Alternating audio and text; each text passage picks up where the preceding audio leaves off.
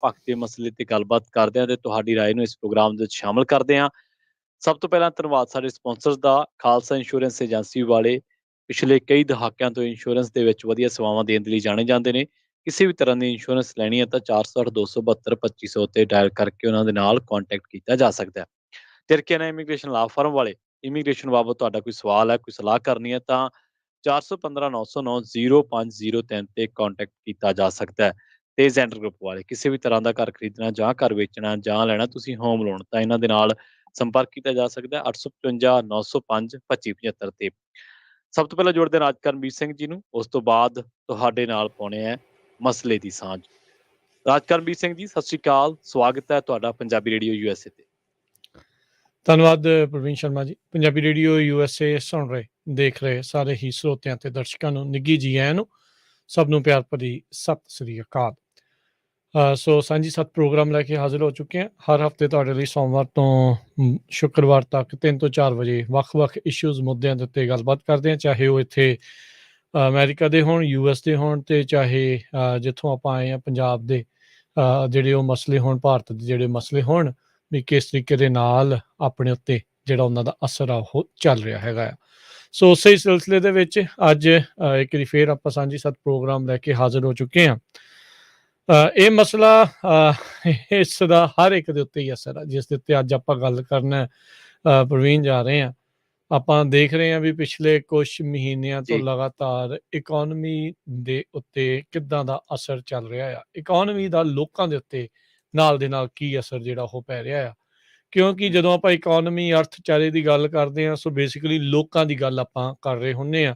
Economy ਇਹਨਾਂ ਲੋਕਾਂ ਦੇ ਨਾਲ ਜੁੜੀ ਹੁੰਦੀ ਆ ਕਿ ਕਿਸੇ ਨੂੰ ਕਮਾਈ ਹੋ ਰਹੀ ਆ, ਕਿੰਨੀਆਂ ਚੀਜ਼ਾਂ ਮਹਿੰਗੀਆਂ ਆ, ਕਿੰਨੀਆਂ ਕੁਛ ਸਸਤੀਆਂ ਆ, ਕਿੱਦਾਂ ਮਹਿੰਗਾਈ ਨੇ ਜਿਹੜਾ ਉਹ ਲੱਕ ਤੋੜਿਆ ਆ, ਕੀ ਕੁਛ ਜਿਹੜਾ ਉਹ ਚੱਲ ਰਿਹਾ ਆ, ਚਾਹੇ ਗੈਸ ਦੀਆਂ ਪ੍ਰਾਈਸਾਂ ਹੋਣ ਤੇ ਚਾਹੇ ਦੁੱਧ ਦੀਆਂ ਪ੍ਰਾਈਸਾਂ ਹੋਣ। ਉਹ ਸਾਰੀਆਂ ਚੀਜ਼ਾਂ ਦਾ ਅਸਰ ਜਿਹੜਾ ਆ ਆਪਾਂ ਨੇ ਉੱਤੇ ਜਿਹੜਾ ਉਹ ਡਾਇਰੈਕਟਲੀ ਇਸ ਦੇ ਵਿੱਚ ਪੈਂਦਾ ਆ। ਆਪਾਂ ਪਿਛਲੇ ਕਈ ਮਹੀਨਿਆਂ ਤੋਂ ਹੁਣ ਦੱਸ ਰਹੇ ਹਾਂ, ਸੁਣ ਰਹੇ ਹਾਂ, ਆਪਣੇ ਉੱਤੇ ਸਾਰੇ ਜਾਣੇ ਉਹ ਹੰਢਾ ਰਹੇ ਨੇ ਵੀ ਕਿੱਦਾਂ ਜਿਹੜਾ ਆ US ਦੀ ਇਕੋਨਮੀ ਦੀ ਸਥਿਤੀ ਜਿਹੜੀ ਉਹ ਬਣ ਚੁੱਕੀ ਹੈਗੀ ਆ। ਲਗਾਤਾਰ ਕਈ ਹਫ਼ਤਿਆਂ ਤੋਂ ਜਿਹੜੀ ਸਟਾਕ ਮਾਰਕੀਟ ਹੈਗੀ ਆ ਉਹ ਗਿਰ ਰਹੀ ਆ, ਉਹ ਡਿੱਗ ਰਹੀ ਆ। ਰਿਕਾਰਡ ਤੋੜ ਇਸ ਦੇ ਵਿੱਚ ਗਿਰਾਵਟ, ਇਨਵੈਸਟਰਸ ਨੂੰ ਘਾਟੇ ਜਿਹੜੇ ਆ ਉਹ ਨਜ਼ਰ ਆ ਰਹੇ ਨੇ, ਉਹ ਉਹਨਾਂ ਨੂੰ ਪੈ ਰਹੇ ਨੇ। ਉਧਰ ਤੇਲ ਦੀਆਂ ਕੀਮਤਾਂ ਲਗਾਤਾਰ ਜਿਹੜੀਆਂ ਇਸ ਦੇ ਵਿੱਚ ਵੱਧ ਰਹੀਆਂ ਨੇ, ਜਿਸ ਨੇ ਇਕੋਨਮੀ ਦੇ ਉੱਤੇ ਭੈੜਾ ਅਸਰ ਜਿਹੜਾ ਉਹ ਕੀਤਾ ਹੈਗਾ ਆ। ਬੀਤੇ ਦਿਨਾਂ ਦੇ ਵਿੱਚ ਪ੍ਰਵੀਨ ਫੈਡਰਲ ਰਿਜ਼ਰਵ ਜਿਹੜੀ ਆ ਉਸ ਨੇ ਇੰਟਰਸਟ ਰੇਟ ਦੇ ਵਿੱਚ ਵਾਧਾ ਕੀਤਾ। ਵਾਧਾ ਕਰਨ ਦੇ ਪਿੱਛੇ ਕਾਰਨ ਉਹਨਾਂ ਦਾ ਇਹੀ ਸੀਗਾ ਵੀ ਜਿਹੜੀ ਇਨਫਲੇਸ਼ਨ ਆ, ਮਹਿੰਗਾਈ ਆ, ਉਸ ਦੇ ਉੱਤੇ ਕਿਸੇ ਤਰੀਕੇ ਦੇ ਨਾਲ ਕਾਬੂ ਪਾਇਆ ਜਾ ਸਕੇ। ਜਦੋਂ ਕੋਈ ਵੀ ਇਦਾਂ ਦੀ ਪਾਲਿਸੀ ਆਉਂਦੀ ਆ ਉਸ ਦਾ ਤੁਰੰਤ ਅਸਰ ਤਾਂ ਨਹੀਂ ਆਉਂਦਾ, ਕੁਛ ਹਫ਼ਤਿਆਂ ਬਾਅਦ ਜਾਂ ਮਹੀਨਿਆਂ ਬਾਅਦ ਅਸਰ ਕਹਿੰਦੇ ਆ ਵੀ ਉਸ ਦਾ ਦਿਖਣਾ ਸ਼ੁਰੂ ਹੁੰਦਾ ਆ। ਪਰ ਇਕੋਨਮੀ ਦੀ ਇਹ ਜਿਹੜੀ ਹਾਲਾਤ ਆ ਉਹ ਹੁਣ ਚਿਰ ਤੋਂ ਹੀ ਇਦਾਂ ਦੇ ਜਿਹੜੇ ਇਸ ਟਾਈਮ ਬਣ ਰਹੇ ਹੈਗੇ ਆ। ਇਸ ਨੂੰ ਦੇਖਦੇ ਹੋਏ ਫੈਡਰਲ ਰਿਜ਼ਰਵ ਨੇ ਪਹਿਲਾਂ ਵੀ ਇਨਫਲੇਸ਼ਨ, ਵਿਆਜ ਦੀਆਂ ਦਰਾਂ ਦੇ ਵਿੱਚ ਵਾਧੇ ਜਿਹੜੇ ਉਹ ਕੀਤੇ ਆ, ਪਰ ਅਜੇ ਤੱਕ ਕੋਈ ਕਾਬੂ ਨਹੀਂ ਪਿਆ। ਉਹੀ ਗੈਸ ਜਿਹੜੀ ਅੱਜ ਤੋਂ ਕੁਛ ਮਹੀਨੇ ਪਹਿਲਾਂ ਜੋ ਇਸ ਟਾਈਮ ਪ੍ਰਾਈਸ ਚੱਲ ਰਿਹਾ ਹੈ ਕੈਲੀਫੋਰਨੀਆ ਦੇ ਵਿੱਚ $6.25 $6.5 ਦੇ ਐਵਰੇਜ ਗੈਸ ਪ੍ਰਾਈਸ ਪਹੁੰਚੀ ਆ, ਉਸ ਤੋਂ ਅੱਧੀ ਸੀਗੀ ਜਾਂ $4 ਦੇ ਇਰਦ ਗਿਰਦ ਜਿਹੜੀ ਉਹ ਘੁੰਮ ਰਹੀ ਸੀ। ਨੈਸ਼ਨਲ ਐਵਰੇਜ ਤਾਂ ਹੋਰ ਵੀ ਥੱਲੇ ਸੀਗੀ, ਉਹ ਹੁਣ $5 ਤੋਂ ਉੱਤੇ ਜਿਹੜੀ ਇਸ ਟਾਈਮ ਪਹੁੰਚ ਚੁੱਕੀ ਆ। ਵੀ ਇਹ ਸਾਰੀਆਂ ਚੀਜ਼ਾਂ ਨੇ ਆਪਣੇ ਇਸ ਇਕੋਨਮੀ ਅਰਥਚਾਰੇ ਦੇ ਉੱਤੇ ਮਾੜਾ ਅਸਰ ਪਾਇਆ ਹੈਗਾ ਆ। ਸੋ ਅਸੀਂ ਆਪਣੇ ਜਿਹੜੇ ਸਰੋਤਿਆਂ ਨੂੰ ਇਹ ਆਖਦੇ ਹਾਂ ਵੀ ਤੁਸੀਂ ਵੀ ਜਿਹੜਾ ਸਾਡੇ ਨਾਲ ਸਾਂਝਿਆਂ ਕਰੋ ਵੀ ਕੀ ਜਿਹੜਾ ਆ ਇਹ ਸਥਿਤੀ ਇਸ ਟਾਈਮ ਬਣੀ ਪਈ ਆ, ਤੁਸੀਂ ਇਸ ਇਕੋਨਮੀ ਦੇ ਵਿੱਚ ਕਿਸ ਤਰੀਕੇ ਦੇ ਨਾਲ ਸਰਵਾਈਵ ਕਰਨ ਬਾਰੇ ਜਿਹੜਾ ਉਹ ਸੋਚ ਰਹੇ ਆ, ਕਿੱਦਾਂ ਤੁਸੀਂ ਕਿਹੜੇ ਕਦਮ ਜਿਹੜੇ ਉਹ ਚੱਕ ਰਹੇ ਆ, ਕਿ ਖਰਚੇ ਘਟਾ ਰਹੇ ਆ ਜਾਂ ਆਪਣੀਆਂ ਜ਼ਰੂਰਤਾਂ ਨੂੰ ਜਿਹੜੇ ਉਸ ਦੇ ਲਈ ਕਹਿ ਲਓ ਵੀ ਮੂੰਹ ਬੰਨਣ ਵਾਲੀ ਗੱਲ ਆ ਉਹ ਕਰ ਰਹੇ ਆ, ਕੀ ਕੁਛ ਕਰ ਰਹੇ ਆ। ਡਾਲਰ ਜਿਹੜੇ ਓਨਾ ਹੀ ਲੱਗ ਰਹੇ ਆ, ਸਮਾਨ ਆਪਾਂ ਨੂੰ ਓਨਾ ਜਿਹੜਾ ਉਹ ਮਿਲ ਨਹੀਂ ਰਿਹਾ। ਇਨਫਲੇਸ਼ਨ ਦਾ ਮਤਲਬ ਜਿਹੜਾ ਉਹ ਇਹੀ ਹੁੰਦਾ ਆ ਵੀ ਮਹਿੰਗਾਈ ਲਗਾਤਾਰ ਵੱਧਦੀ ਜਾ ਰਹੀ ਆ ਤੇ ਆਪਾਂ ਨੂੰ ਟੋਟਲੀ ਜਿਹੜਾ ਆ ਉਸਨੇ ਲੱਕ ਜਿਹੜਾ ਉਹ ਤੋੜਿਆ ਆ। ਪਿਛਲੇ ਮਹੀਨੇ ਜਿਹੜੇ ਮਈ ਦੇ ਅਖੀਰ ਦੇ ਵਿੱਚ ਹਮੇਸ਼ਾ ਜਿਹੜੇ ਡਿਪਾਰਟਮੈਂਟ ਆਫ ਲੇਬਰ ਤੇ ਸਟੈਟਿਸਟਿਕਸ ਵਾਲੇ ਹੁੰਦੇ ਆ, ਉਹਨਾਂ ਨੇ ਹਾਂਜੀ, ਆંકੜੇ ਜਾਰੀ ਕਰਨੇ ਹੁੰਦੇ ਆ ਵੀ ਪਿਛਲੇ ਸਾਲ ਦੇ ਮੁਕਾਬਲੇ ਇਸੇ ਮਹੀਨੇ ਦੀ ਐਂਡ ਤੱਕ ਮਹਿੰਗਾਈ ਦਾ ਪੱਧਰ ਕੀ ਚੱਲ ਰਿਹਾ, ਕਿਉਂਕਿ ਹਰ ਇੱਕ ਚੀਜ਼ਾਂ ਮਹਿੰਗੀਆਂ ਹੁੰਦੀਆਂ, ਈਅਰ ਆਫਟਰ ਈਅਰ ਮਹਿੰਗੀਆਂ ਹੁੰਦੀਆਂ, ਪਰ ਕਿੰਨੀਆਂ ਹਾਂਜੀ, ਮਹਿੰਗੀਆਂ ਹੋ ਰਹੀਆਂ ਉਸ ਦੇ ਉੱਤੇ ਜਿਹੜੇ ਉਹ ਆંકੜੇ ਦਿੰਦੇ ਆ। ਪਿਛਲੇ ਸਾਲ ਦੇ ਮੁਕਾਬਲੇ 2021 ਮਈ ਦੇ ਮੁਕਾਬਲੇ ਜਿਹੜੀ 2022 ਦਾ ਜਿਹੜਾ ਮਈ ਆ ਉਸ ਦੇ ਵਿੱਚ 8.6% ਜਿਹੜਾ ਉਹ ਵਾਧਾ ਹੋਇਆ ਆ। ਸੋ ਇੰਨਾ ਹੂੰ, ਮਹਿੰਗਾਈ ਜਿਹੜੀ ਆ ਆਲਰੇਡੀ ਵੱਧ ਚੁੱਕੀ ਆ। ਸਾਲ ਦੇ ਜੀ, ਵਿੱਚ ਕਿਸੇ ਦੀ ਸੈਲਰੀ ਤਾਂ ਇੰਨੀ ਵਧੀ ਨਹੀਂ, ਕਿਸੇ ਦੇ ਜੇਬ ਦੇ ਵਿੱਚ ਇੰਨੇ ਐਕਸਟਰਾ ਡਾਲਰ ਤਾਂ ਜਿਹੜੇ ਉਹ ਆ ਨਹੀਂ ਰਹੇ। ਨੋ ਡਾਊਟ ਸਰਕਾਰਾਂ ਨੇ ਜਿਹੜੇ ਉਹ ਪੈਸੇ ਦਿੱਤੇ, ਪਰ ਉਹ ਸਾਰਾ ਕੁਝ ਤਾਂ ਆਲਰੇਡੀ ਕਹਿ ਲਓ ਵੀ ਉਸ ਤੋਂ ਵੱਧ ਜਿਹੜਾ ਲੋਕਾਂ ਦਾ ਨਿਕਲ ਚੁੱਕਾ ਹੈਗਾ ਆ, ਉਹ ਖਰਚਿਆ ਜਿਹੜਾ ਉਹ ਜਾ ਚੁੱਕਾ ਹੈਗਾ ਆ। ਪਰ ਚੀਜ਼ਾਂ ਜਿਹੜੀਆਂ ਲਗਾਤਾਰ ਮਹਿੰਗੀਆਂ ਹੋ ਜਾ ਰਹੀਆਂ ਆ, ਕੁਆਂਟਿਟੀ ਲਗਾਤਾਰ ਜਿਹੜੀ ਉਹ ਘਟਦੀ ਜਾ ਰਹੀ ਆ। ਸੋ ਇਸ ਪੂਰੇ ਮਾਮਲੇ ਦੇ ਵਿੱਚ ਲੋਕਾਂ ਨੂੰ ਕਾਫੀ ਮੁਸ਼ਕਲਾਂ ਦਾ ਜਿਹੜਾ ਉਹ ਸਾਹਮਣਾ ਕਰਨਾ ਪੈ ਰਿਹਾ ਆ। ਤੇ ਅਸੀਂ ਆਪਣੇ ਸਰੋਤਿਆਂ ਤੋਂ ਇਹ ਵੀ ਪੁੱਛਦੇ ਆ ਵੀ ਇਸ ਜੀ, ਮਹਿੰਗਾਈ ਦੇ ਲਈ ਕੌਣ ਆ ਜੀ ਜ਼ਿੰਮੇਵਾਰ? ਕਿਉਂਕਿ ਜਿਹੜੇ ਪੋਲੀਟੀਸ਼ੀਅਨ ਆ ਇਸ ਟਾਈਮ, ਜਿਹੜਾ ਬਾਈਡਨ ਪ੍ਰਸ਼ਾਸਨ ਆ, ਉਹ ਕੋਈ ਹੂੰ, ਤੇਲ ਕੰਪਨੀਆਂ ਦੇ ਉੱਤੇ ਮਾਰ ਸੁੱਟੀ ਜਾਂਦਾ ਹੈ ਵੀ ਇਹਨਾਂ ਕਰਕੇ ਤੇਲ ਦੀਆਂ ਕੀਮਤਾਂ ਵਧੀਆਂ ਜੀ, ਇਹ ਪ੍ਰੋਫਿਟ ਮੁਨਾਫਾ ਜਿਹੜਾ ਉਹ ਕਰ ਰਹੇ ਆ। ਤੇ ਕਦੀ ਕਹਿ ਦਿੰਦੇ ਆ ਵੀ ਰਸ਼ੀਆ ਤੇ ਯੂਕਰੇਨ ਦੀ ਲੜਾਈ ਦਾ ਜਿਹੜਾ ਉਹ ਅਸਰ ਆ। ਨੋ ਡਾਊਟ ਇਹ ਵੀ ਦੋ ਜਿਹੜੇ ਫੈਕਟਰ ਇਸ ਦੇ ਵਿੱਚ ਹੋ ਸਕਦੇ ਆ, ਪਰ ਬਤੌਰ ਜੀ। ਪ੍ਰਸ਼ਾਸਨ ਤੁਸੀਂ ਕੀ ਕਰ ਰਹੇ ਆ ਇਸ ਮਹਿੰਗਾਈ ਦੇ ਜਵਾਬ ਦੇ ਵਿੱਚੋਂ? ਆਮ ਲੋਕਾਂ ਦਾ ਲੱਕ ਲਗਾਤਾਰ ਜਿਹੜਾ ਉਹ ਟੁੱਟ ਰਿਹਾ ਆ, ਉਹਨਾਂ ਦੀ ਜੇਬ ਦੇ ਵਿੱਚ ਡਾਲਰ ਟਿਕ ਨਹੀਂ ਰਿਹਾ, ਉਹ ਕਿੱਧਰ ਤੱਕ ਕਿੱਧਰ ਜਾਣ, ਬਣ ਕੀ ਰਿਹਾ ਆ। ਸੋ ਜ਼ਰੂਰ ਸਰੋਤਿਓ ਆਪਣੇ ਵਿਚਾਰ ਸਾਂਝੇ ਕਰਿਓ। ਨੰਬਰ ਹੈ ਸਟੂਡੀਓ ਦਾ ਕਾਲ ਕਰਨ ਦੇ ਲਈ 408 272 5200 408272 5200 ਦੇ ਉੱਤੇ।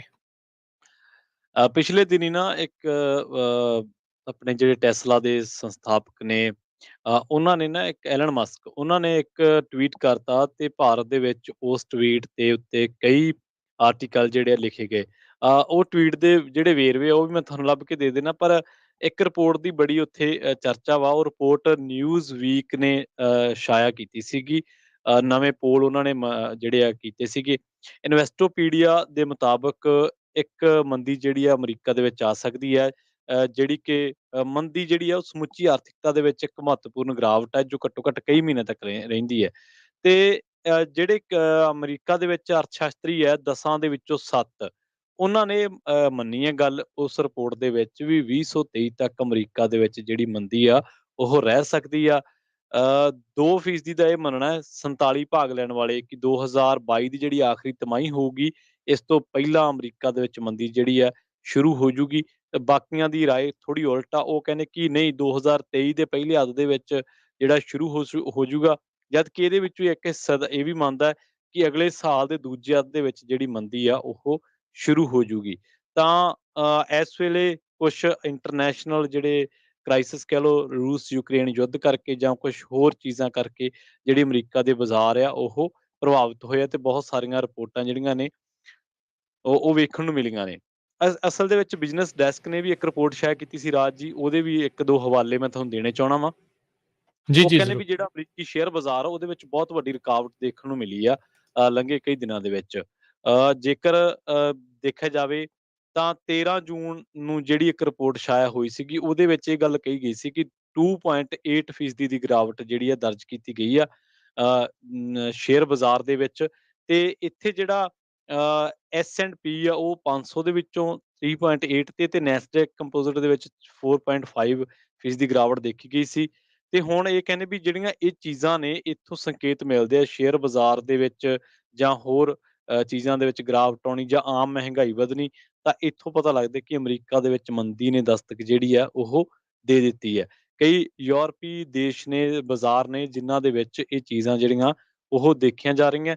ਤੇ ਇੱਕ ਹਵਾਲਾ ਇਹ ਵੀ ਦਿੱਤਾ ਜਾ ਰਿਹਾ ਵੀ ਜਿਹੜਾ ਫੈਡਰਲ ਰਿਜ਼ਰਵ ਵੱਲੋਂ ਵਿਆਜ ਦਰਾਂ ਵਧਾਉਣ ਤੋਂ ਬਾਅਦ ਇਹ ਕਿਆਫੇ ਤੇਜ਼ ਹੋ ਚੁੱਕੇ ਆ ਕਿ ਅਮਰੀਕਾ ਦੇ ਵਿੱਚ ਮੰਦੀ ਦੇ ਜਿਹੜਾ ਖਦਸ਼ਾ ਉਹ ਵੱਧ ਗਿਆ।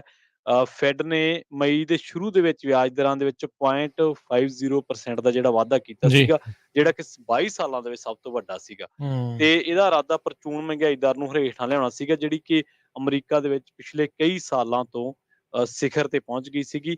ਪਰ ਫਿਰ ਵੀ ਕਹਿੰਦੇ ਵੀ ਇੰਨਾ ਕਰਨ ਦੇ ਬਾਵਜੂਦ ਵੀ ਜਿਹੜੀ ਅਮਰੀਕੀ ਅਰਥ ਵਿਵਸਥਾ ਦੀ ਵਿਕਾਸ ਦਰ ਆ ਉਹ 1.4% ਤੱਕ ਜ਼ੀਰੋ ਤੋਂ ਜਿਹੜੀ ਆ ਹੇਠਾਂ ਗਈ ਆ। ਸੋ ਇਹਨੇ ਖਪਤਕਾਰਾਂ ਦੇ ਖਰਚਾਂ ਨੂੰ ਘਟਾਉਣ ਦੀ ਗੱਲ ਕਹਿ ਲਓ, ਕਾਰੋਬਾਰ ਦੇ ਲਈ ਨਿਵੇਸ਼ ਨੂੰ ਘਟਾਉਣ ਦਾ ਜਿਹੜਾ ਪ੍ਰਭਾਵ ਆ ਉਹ ਵਿਖਾਇਆ। ਤੇ ਕੁਛ ਕੁ ਜਿਹੜੀਆਂ ਰਿਪੋਰਟਾਂ ਨੇ ਉਹ ਵੀ ਕਹਿ ਰਹੀਆਂ ਨੇ, ਐਲਨ ਮਸਕ ਦਾ ਮੈਂ ਜ਼ਿਕਰ ਤਾਂ ਕੀਤਾ ਸੀ ਕਿਉਂਕਿ ਉਹਨਾਂ ਨੇ ਇੱਕ ਟਵੀਟ ਕੀਤਾ ਸੀਗਾ ਕਿ ਮੰਦੀ ਹਮੇਸ਼ਾ ਬੁਰੀ ਚੀਜ਼ ਨਹੀਂ ਹੁੰਦੀ। ਜੇਕਰ ਤੁਸੀਂ ਲੰਬੇ ਸਮੇਂ ਤੱਕ ਬਾਜ਼ਾਰ ਤੇ ਆਰਥਿਕਤਾ ਦੇ ਵਿੱਚ ਉਛਾਲ ਨੂੰ ਦੇਖਦੇ ਆ ਤਾਂ ਤੁਸੀਂ ਬਿਨਾਂ ਸੋਚੇ ਸਮਝੇ ਆਪਣਾ ਪੂੰਜੀ ਨਿਵੇਸ਼ ਕਰਨਾ ਸ਼ੁਰੂ ਕਰ ਦਿਓਗੇ। ਪਰ ਉਹ ਕਹਿੰਦੇ ਕਿ ਇਹਦੇ ਲਈ ਬਹੁਤ ਸਾਰੀਆਂ ਮੈਥਮੈਟਿਕਸ ਤੇ ਚੀਜ਼ਾਂ ਡਿਪੈਂਡ ਕਰਦੀਆਂ ਨੇ।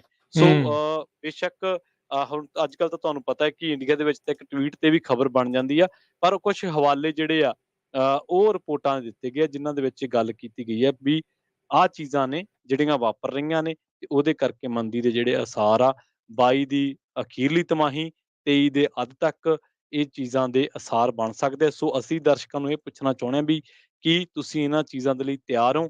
ਕੀ ਤੁਸੀਂ ਕਿਹੋ ਜਿਹੀ ਤਿਆਰੀ ਕੀਤੀ ਹੈ? ਕੀ ਤੁਹਾਨੂੰ ਵੀ ਮਹਿਸੂਸ ਹੋ ਰਿਹਾ ਕਿ ਮਹਿੰਗਾਈ ਲਗਾਤਾਰ ਵਧਣ ਕਰਕੇ ਤੁਹਾਡੇ ਜਿਹੜੇ ਬਜਟ ਆ ਉਹ ਡਾਵਾਂਡੋਲ ਹੋ ਰਹੇ ਆ? ਜੀ ਜੀ ਸਟੂਡੀਓ ਦਾ ਨੰਬਰ 408 272 5200। ਜੀ 6 ਮਹੀਨੇ ਪਹਿਲਾਂ ਦੀ ਗੱਲ ਆ ਪ੍ਰਵੀਨ, ਜਿਹੜਾ ਫੈਡਰਲ ਰਿਜ਼ਰਵ ਆ ਉਸਨੇ ਕਿਹਾ ਵੀ ਜਿਹੜੀ ਮਹਿੰਗਾਈ ਦੀ ਦਰ 2022 ਦੇ ਵਿੱਚ 2.6% ਰਹੂਗੀ। ਜਿਹੜੀ ਹੂੰ ਕੀ ਇਨਫਲੇਸ਼ਨ ਇੰਡੈਕਸ ਆ ਵੀ 2022 ਚ ਇੰਨਾ ਕੁ ਵਧੂਗਾ। ਇਹਨਾਂ ਨੇ ਜੀ। ਆਲਰੇਡੀ 6 ਮਹੀਨਿਆਂ ਬਾਅਦ ਆਪਣੇ ਇਸੇ ਹੀ ਅਨੁਮਾਨ ਨੂੰ ਡਬਲ ਕਰ ਦਿੱਤਾ ਆ। ਉਹਨਾਂ ਨੇ ਕਿਹਾ ਵੀ ਹੂੰ ਨਹੀਂ ਨਹੀਂ 2.6 ਨਹੀਂ ਜੀ, ਹੁਣ ਤਾਂ ਵਧਣੀ ਹੈ 5.2%।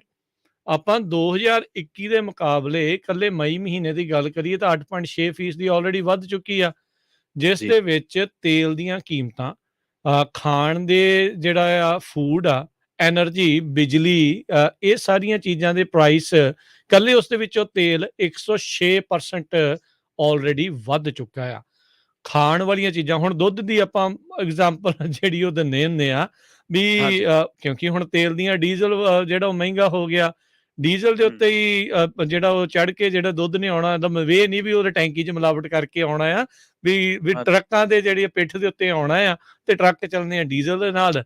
ਡੀਜ਼ਲ ਦੀ ਐਵਰੇਜ ਪ੍ਰਾਈਸ ਕੈਲੀਫੋਰਨੀਆ 'ਚ $7 ਆ। ਸੋ ਦੁੱਧ ਜਿਹੜਾ ਪੌਣੇ $6 ਦਾ ਹੁੰਦਾ ਸੀ, ਹੁਣ ਪੌਣੇ $8 ਦਾ ਜਿਹੜਾ ਆ ਹੋ ਚੁੱਕਾ ਕਈ ਥਾਵਾਂ ਤੇ, ਉਸ ਤੋਂ ਵੀ ਵੱਧ। ਮੈਂ ਇਹ ਜਿਹੜਾ ਸਭ ਤੋਂ ਸਸਤੇ ਦੁੱਧ ਜਿੱਥੇ ਮਿਲਦਾ, ਮੈਂ ਉਹਦੇ ਹਿਸਾਬ ਦੇ ਨਾਲ ਜਿਹੜਾ ਮੈਂ ਤੁਹਾਨੂੰ ਦੱਸ ਰਿਹਾ ਵੀ ਇੰਨਾ ਫਰਕ ਜਿਹੜਾ ਆਲਰੇਡੀ ਪੈ ਚੁੱਕਾ ਹੈਗਾ ਆ। ਸੋ ਜੀ। ਇਹ ਰਫਤਾਰ ਮਹਿੰਗਾਈ ਦੇ ਵਧਣ ਦੀ ਪਿਛਲੇ 31 ਸਾਲਾਂ ਦੇ ਵਿੱਚ ਸਭ ਤੋਂ ਵੱਧ ਆ। ਹੂੰ 30 ਸਾਲਾਂ ਦਾ, 40 ਸਾਲਾਂ ਦਾ ਰਿਕਾਰਡ ਮਹਿੰਗਾਈ ਦੀ ਦਰ ਨੇ ਆਲਰੇਡੀ ਵਧਾ ਦਿੱਤਾ ਹੈਗਾ ਆ।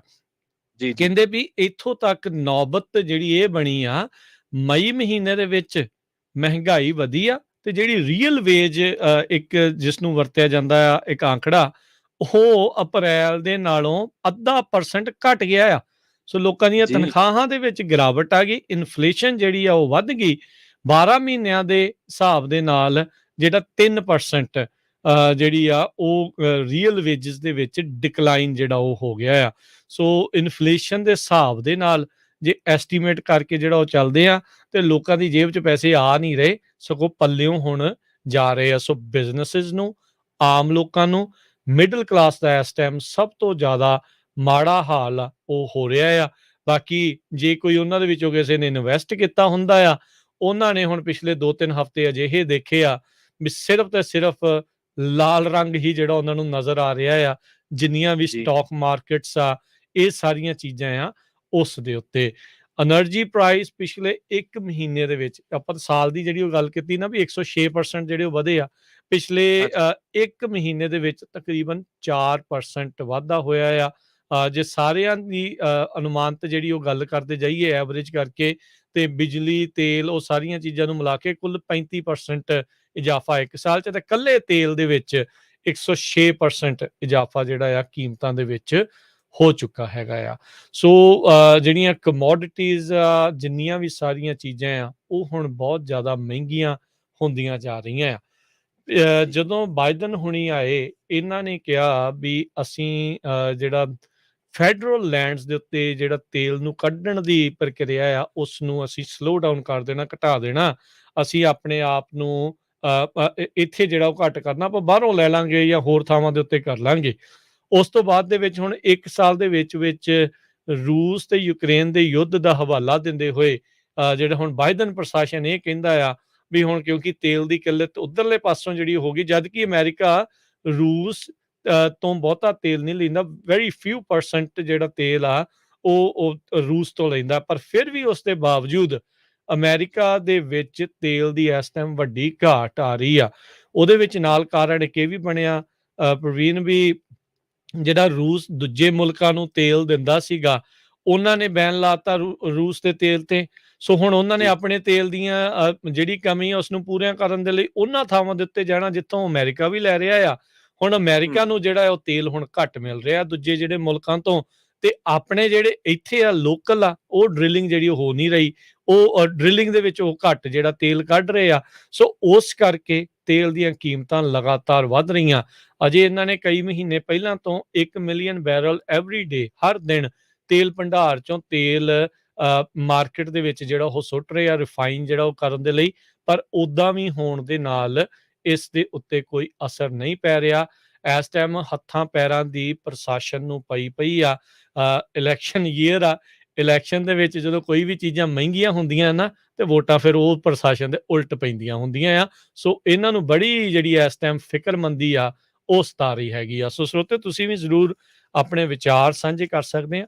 ਨੰਬਰ ਸਟੂਡੀਓ ਦਾ ਹੈ ਕਾਲ ਕਰਨ ਦੇ ਲਈ 408 272 ਤੇ 5200 4082725200। ਤੁਸੀਂ ਇਹ ਜਿਹੜਾ ਹੁਣ ਤੁਸੀਂ ਦੱਸੋ ਵੀ ਕੀ ਜਿਹੜੇ ਚੇਂਜਿਸ ਆ ਇਹ ਕਰ ਸਕਦੇ। ਹੁਣ ਬੰਦਾ ਕੋਈ ਕਹੂਗਾ ਯਾਰ ਆਪਾਂ ਬੜੇ ਅਰਥ ਸ਼ਾਸਤਰੀ ਆ, ਆਪਾਂ ਬੜੇ ਕੋਈ ਮਾਹਰ ਆ ਜਿਹੜਾ ਆਪਾਂ ਸਲਾਹ ਦਈਏ, ਪਰ ਇਦਾਂ ਦੀਆਂ ਸਲਾਹਾਂ ਦੇ ਵਿੱਚੋਂ ਹੀ ਕਈ ਵਾਰੀ ਜਿਹੜੀ ਕੋਈ ਗੱਲ ਆ ਉਹ ਨਿਕਲ ਕੇ ਆਉਂਦੀ ਹੈ। ਐਟਲੀਸਟ ਕੋਈ ਟਿਪਸ ਹੋਣ, ਕੋਈ ਇਦਾਂ ਦੀ ਚੀਜ਼ ਹੋਵੇ ਜਿਹਦੇ ਨਾਲ ਤੁਸੀਂ ਆਪਣੀ ਇੱਕ ਹਫ਼ਤਾ ਆਪਣੀਆਂ ਇਹ ਚੀਜ਼ਾਂ ਆ ਉਸ ਨੂੰ ਘਟਾ ਸਕਦੇ ਆ, ਤਾਂ ਜੋ ਆਪਾਂ ਆ ਰਹੇ ਇਸ ਮੰਦੀ ਦੇ ਦੌਰ ਦੇ ਵਿੱਚੋਂ ਲੰਘ ਸਕੀਏ। ਤੁਸੀਂ ਆਪਣੇ ਟਿਪਸ ਵੀ ਜਿਹੜੇ ਜ਼ਰੂਰ ਇਸ ਦੇ ਬਾਬਤ ਸਾਂਝੇ ਕਰ ਸਕਦੇ ਆ ਵੀ ਕਿੱਦਾਂ ਕੋਈ ਖਰਚਾ ਜਿਹੜਾ ਉਹ ਤੁਸੀਂ ਸੋਚਦੇ ਆ ਵੀ ਘਟਾਈਏ, ਤਾਂ ਜੋ ਇਸ ਮਹਿੰਗਾਈ ਦੇ ਦੌਰ ਦੇ ਵਿੱਚ ਤੇ ਆ ਰਹੀ ਮੰਦੀ, ਕਿਉਂਕਿ ਤਕਰੀਬਨ ਹੁਣ ਸਾਰੇ ਹੀ ਅਰਥ ਸ਼ਾਸਤਰੀ ਜਿਹੜੇ ਉਹ ਇਸ ਪਾਸੇ ਵੱਲ ਨੂੰ ਕਹਿ ਰਹੇ ਆ। ਵਾਲ ਸਟਰੀਟ ਦਾ ਬਹੁਤ ਵੱਡਾ ਇੱਕ ਮਾਹਰ ਆ, ਉਹ ਕਹਿੰਦਾ ਵੀ ਰਿਸੈਸ਼ਨ ਤਾਂ ਆਉਣਾ ਹੀ ਆਉਣਾ ਆ, ਅਜੇ ਇਕਨੋਮੀ ਨੇ ਡੁੱਬਣਾ ਹੀ ਡੁੱਬਣਾ ਆ। ਹੁਣ ਇਦਾਂ ਦੀਆਂ ਗੱਲਾਂ ਜਦੋਂ ਆਪਾਂ ਸੁਣਦੇ ਆ ਫਿਰ ਡਰ ਵੀ ਲੱਗਦਾ, ਦਿਲ ਨੂੰ ਧੜਕੂ ਵੀ ਲੱਗਦਾ ਵੀ ਯਾਰ ਇਹ ਸੱਚੀ ਨਾ ਹੀ ਹੋਵੇ ਇਹੀ ਅਰਦਾਸ ਕਰਦੇ ਆ, ਪਰ ਸਥਿਤੀ ਕੁਝ ਹੋਰ ਦੱਸ ਰਹੀ ਆ। ਆਪਾਂ ਅੱਖਾਂ ਨਹੀਂ ਮੀਟ ਸਕਦੇ ਜੋ ਇਸ ਮੌਕੇ ਚੱਲ ਰਿਹਾ। ਸੋ ਜ਼ਰੂਰ ਆਪਣੇ ਨਾਲ ਤੁਸੀਂ ਜਿਹੜੇ ਕੁਝ ਟਿਪਸ ਆ, ਕੋਈ ਗੱਲਾਂ ਆ ਉਹ ਸਾਂਝੀਆਂ ਕਰੋ, ਤਾਂ ਜੋ ਸਾਰੇ ਜਾਣੇ ਉਸ ਦਾ ਫਾਇਦਾ ਜਿਹੜਾ ਉਹ ਲੈ ਸਕਣ, ਤੇ ਆਪਾਂ ਆਪਣੀ ਕਿੱਦਾਂ ਬਚਤਾਂ ਨੂੰ ਵਧਾਈਏ ਤੇ ਕਿੱਦਾਂ ਜਿਹੜਾ ਇਸ ਨੂੰ ਸਰਵਾਈਵੇਬਲ ਮੋਡ ਦੇ ਵਿੱਚ ਜਾਈਏ। ਕਾਲ ਕਰਿਓ 408 272 5200 ਦੇ ਉੱਤੇ। ਰਾਜ ਜੀ, ਪਿਛਲੇ ਦਿਨੀ ਫਾਈਨੈਂਸ਼ੀਅਲ ਟਾਈਮਸ ਤੇ ਯੂਨੀਵਰਸਿਟੀ ਆਫ ਸ਼ਿਕਾਗੋ ਨੇ ਬੂਥ ਸਕੂਲ ਆਫ ਬਿਜ਼ਨਸ ਨਾਲ ਰਲ ਕੇ ਇੱਕ ਸਰਵੇ ਕੀਤਾ ਸੀਗਾ, ਤੇ ਇਸ ਸਰਵੇ ਦੇ ਵਿੱਚ ਵੀ ਇਹ ਗੱਲ ਕਹੀ ਸੀ ਕਿ ਸਾਹਮਣੇ ਆਈ ਸੀ ਕਿ ਜਿਹੜੇ ਅਰਥ ਸ਼ਾਸਤਰੀ ਸੀਗੇ ਉਹਨਾਂ ਤੋਂ ਜਦੋਂ ਉਹਨਾਂ ਦੀ ਰਾਏ ਲਈ ਗਈ ਤਾਂ ਉਹ ਕਹਿੰਦੇ ਵੀ ਯੂਕਰੇਨ ਯੁੱਧ ਹੈ ਤੇ ਮੁਦਰਾਸਫੀਤੀ ਹੈ ਜਿਹੜੀ, ਇਹਦੇ ਕਰਕੇ ਅਮਰੀਕਾ ਦੀਆਂ ਜਿਹੜੀਆਂ ਚੁਣੌਤੀਆਂ ਨੇ ਉਹ ਵੱਧ ਗਈਆਂ ਨੇ ਤੇ ਅਰਥ ਵਿਵਸਥਾ ਜਿਹੜੀ ਆ ਉਹ ਮੰਦੀ ਵੱਲ ਨੂੰ ਜਾ ਸਕਦੀ ਹੈ।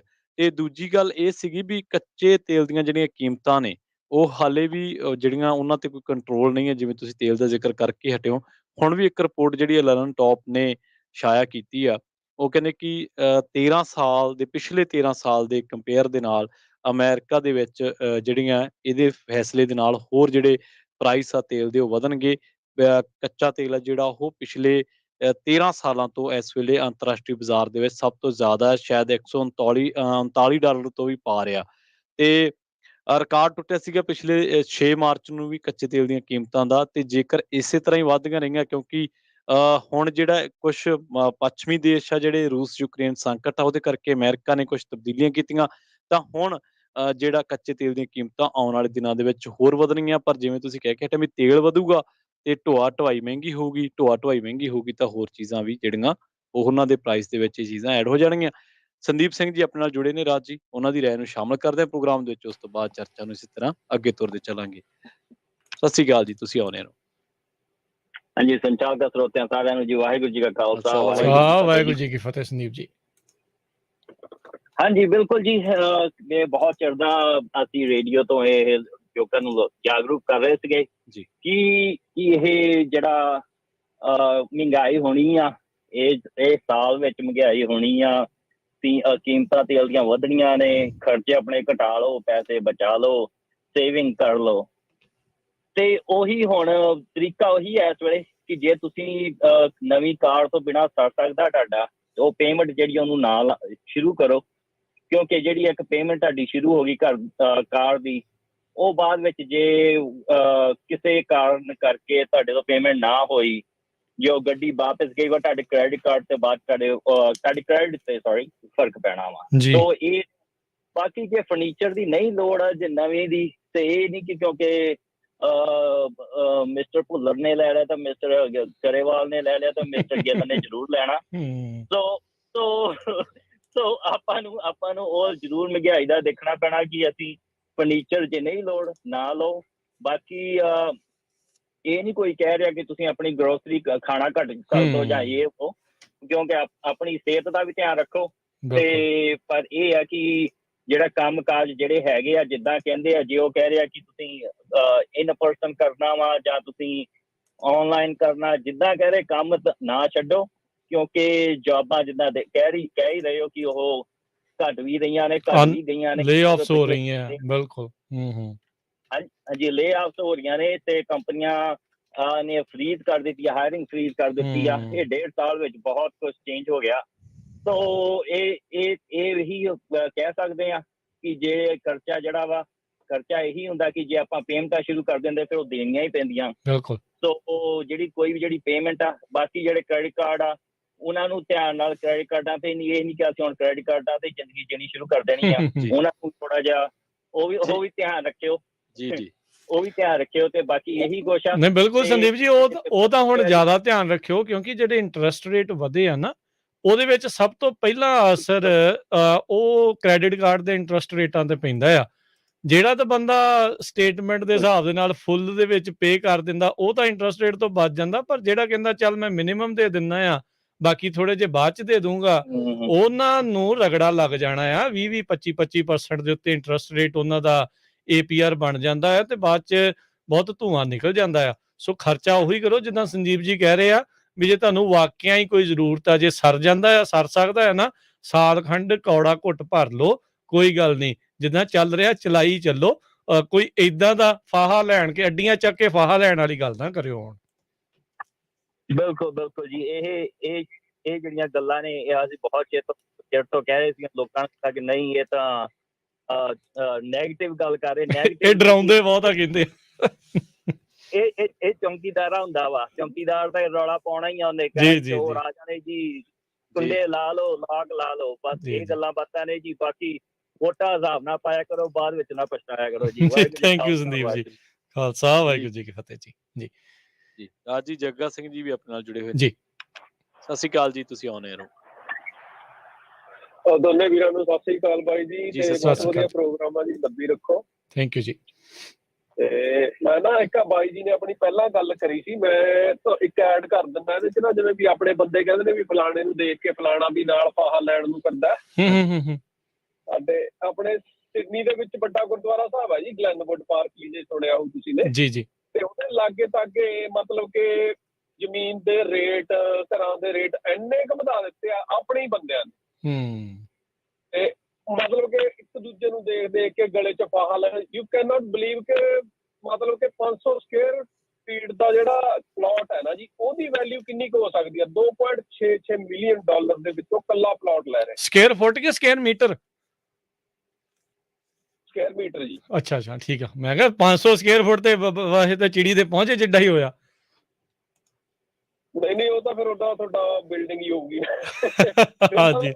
ਗੱਲ ਇਹ ਹੈ ਤੇ ਹੁਣ ਰੇਟ ਵੱਧ ਗਏ ਇੱਥੇ, ਇੰਟਰਸਟ ਰੇਟ ਇਨਕਰੀਜ਼ ਕਰਤਾ ਆਪਣੇ ਆਸਟ੍ਰੇਲੀਆ ਰਿਜ਼ਰਵ ਬੈਂਕ ਨੇ ਨਾ ਜੀ। ਇੱਥੇ US ਦੇ ਵਿੱਚ ਤਾਂ ਮੈਨੂੰ ਪਤਾ ਨਹੀਂ ਕੀ ਹੋ ਰਿਹਾ, ਇੱਥੇ ਵੀ ਕਰਤਾ ਇਹਨਾਂ ਨੇ। ਹਾਂਜੀ। ਹੁਣ ਲੋਕਾਂ ਦਾ ਇੱਥੇ ਲੋਕਾਂ ਨੂੰ ਵਿਫਤਾ ਪਈ ਹੋਈ ਹੈ ਜੀ, ਜਿਨ੍ਹਾਂ ਨੇ ਇੱਕ ਦੇ ਉੱਤੇ ਦੋ ਦੇ ਉੱਤੇ 3 ਇਕੁਇਟੀ ਦੇ ਵਿੱਚੋਂ ਚੱਕ ਕੇ ਲੋਨ ਘਰ ਲੈ ਲਏ, ਤੇ ਹੁਣ ਉਹ ਬਹੁਤ ਔਖੇ ਫਸੇ ਹੋਏ ਨੇ।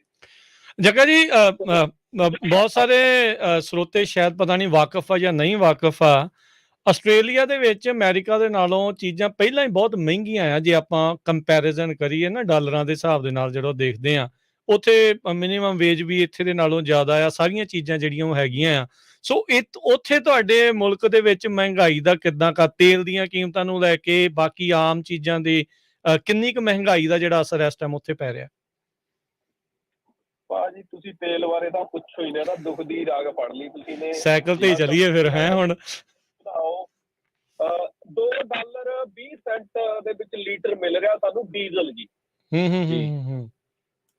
ਤੇ ਇੱਕ ਜਿਹੜਾ ਕਿ 1.20 ਦੇ ਉੱਤੇ ਖੜਾ ਹੁੰਦਾ ਸੀ 2-3 ਸਾਲ ਪਹਿਲਾਂ, ਤੇ ਹੁਣ ਸਾਡੇ ਰਨ ਮੈਂ ਟਰੱਕ ਚਲਾਉਣਾ ਤੇ ਜਦੋਂ ਟੈਂਕੀ ਭਰਾਈ ਦੀ ਆ ਨਾ ਭਾਜੀ, ਤੇ ਕੰਪਨੀ ਵਾਲਿਆਂ ਨੂੰ ਕਹੀਦਾ ਵੀ 5 ਜਾਂ 7% ਇਨਕਰੀਜ਼ ਕਰੋ ਡੀਜ਼ਲ ਦੇ ਵਿੱਚ, ਉਹ ਰੋਣ ਲੱਗ ਜਾਂਦੇ ਆ ਵੀ ਸਾਡਾ ਨਹੀਂ ਹੋ ਰਿਹਾ ਬਣ ਰਿਹਾ ਕੁਛ, ਅਸੀਂ ਕਿੱਦਾਂ ਵਧਾ ਦਈਏ।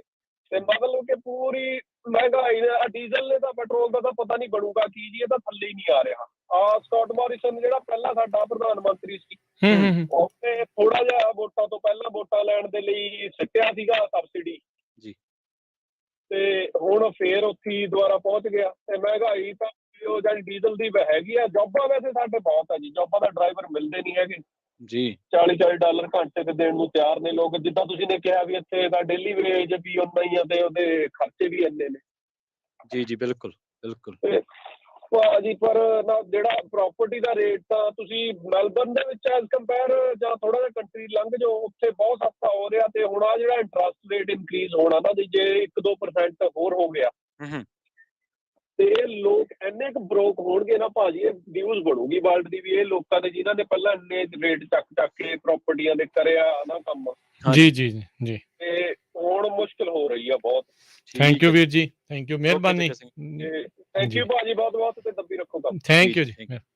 ਸੋ ਦੇਖੋ, ਪ੍ਰੋਗਰਾਮ ਕਰਨ ਦੇ ਨਾਲ ਆਪਾਂ ਗੱਲ US ਇਕੋਨਮੀ ਦੀ ਕਰ ਰਹੇ ਸੀ, ਪਰ ਆਪਾਂ ਨੂੰ ਆਸਟ੍ਰੇਲੀਆ ਦੀ ਇਕੋਨਮੀ ਦੀ ਵੀ ਝਾਤ ਥੋੜੀ ਜਿਹੀ ਸਾਡੇ ਜਿਹੜੇ ਕਾਲਰ ਆ ਉਹ ਦੱਸ ਗਏ ਆ।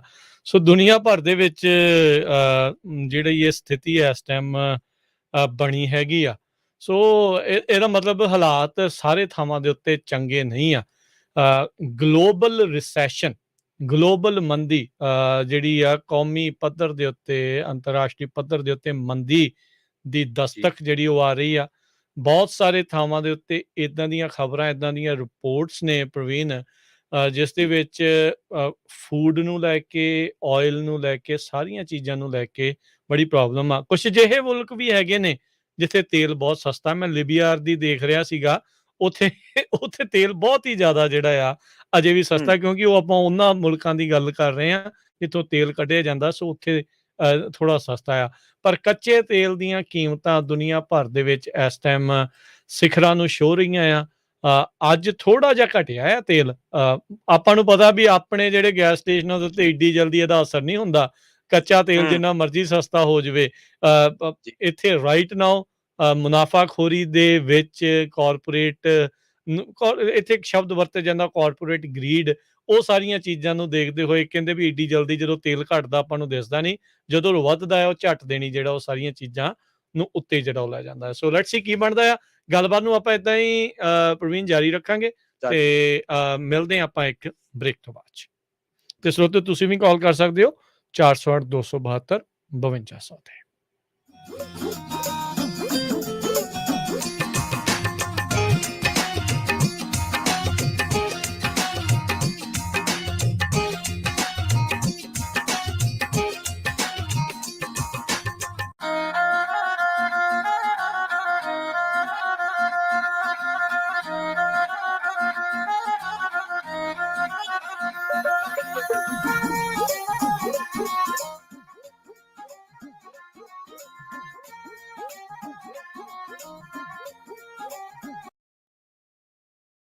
ਤੁਸੀਂ ਸੁਣ ਰਹੇ ਹੋ Punjabi radio USA, KWRU Fresno 1300 AM, KLHC Bakersfield 1350 AM, KOBO Yuba City 1450 AM, KIIT Sacramento 1470 AM, KCVR Lodi Stockton 1570 AM।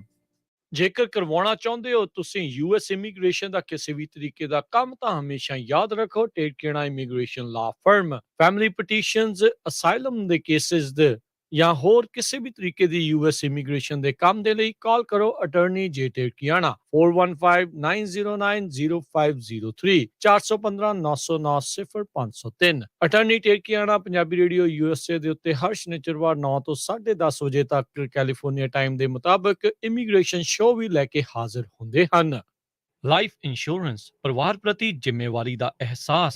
ਆਪਣੇ ਜਾਣ ਪਿੱਛੋਂ ਪਰਿਵਾਰ ਨੂੰ ਆਰਥਿਕ ਤੌਰ ਤੇ ਮਜ਼ਬੂਤ ਛੱਡ ਕੇ ਜਾਓ। ਬੱਚਿਆਂ ਦੀ ਪੜ੍ਹਾਈ ਦੇ ਖਰਚੇ, ਮਾਰਗੇਜ ਦੇ ਫਿਕਰ ਤੋਂ ਆਪਣੇ ਪਰਿਵਾਰ ਨੂੰ ਬਚਾਉਣ ਲਈ ਅੱਜ ਹੀ ਆਪਣੀ ਲਾਈਫ ਇੰਸ਼ੋਰੈਂਸ ਕਰਵਾਓ। ਖਾਲਸਾ ਇੰਸ਼ੋਰੈਂਸ ਏਜੰਸੀ ਵਾਲੇ ਤੁਹਾਨੂੰ ਸੇਮ ਡੇ ਵਿਦਆਊਟ ਮੈਡੀਕਲ ਤੁਹਾਡੀਆਂ ਜ਼ਰੂਰਤਾਂ ਦੇ ਅਨੁਸਾਰ ਵਧੀਆ ਲਾਈਫ ਇੰਸ਼ੋਰੈਂਸ ਪਾਲਿਸੀ ਲੈ ਕੇ ਦੇਣਗੇ। ਫ੍ਰੀ ਕੋਟ ਦੇ ਲਈ ਹੋਰ ਜਾਣਕਾਰੀ ਦੇ ਲਈ ਅੱਜ ਹੀ ਕਾਲ ਕਰੋ ਖਾਲਸਾ ਇੰਸ਼ੋਰੈਂਸ ਏਜੰਸੀ 4082722500 408-272-2500। ਸ਼ਰਤਾਂ ਲਾਗੂ। California licence number 0F89805।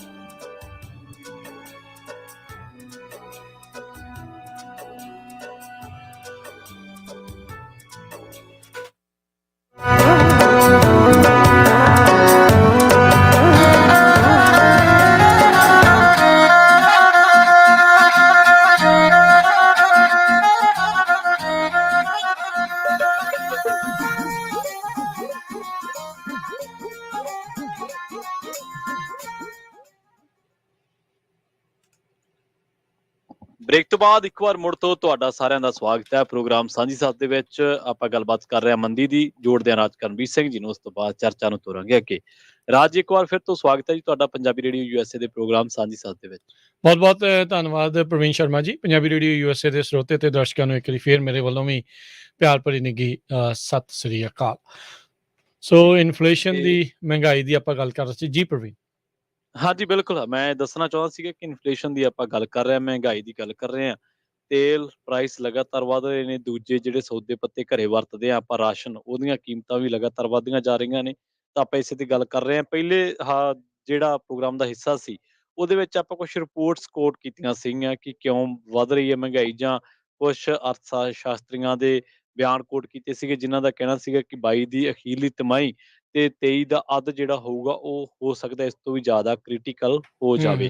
ਸੋ ਵੱਡੀ ਗਿਣਤੀ ਜਿਹੜੇ ਅਰਥ ਸ਼ਾਸਤਰੀ ਹੈ ਇਸ ਗੱਲ ਤੇ ਇੱਕ ਰਾਏ ਨੇ, ਇੱਕ ਮਤ ਨੇ ਕਿ ਅਮਰੀਕਾ ਦੇ ਵਿੱਚ ਆਰਥਿਕ ਮੰਦੀ ਨੇ ਦਸਤਕ ਦੇ ਦਿੱਤੀ ਹੈ।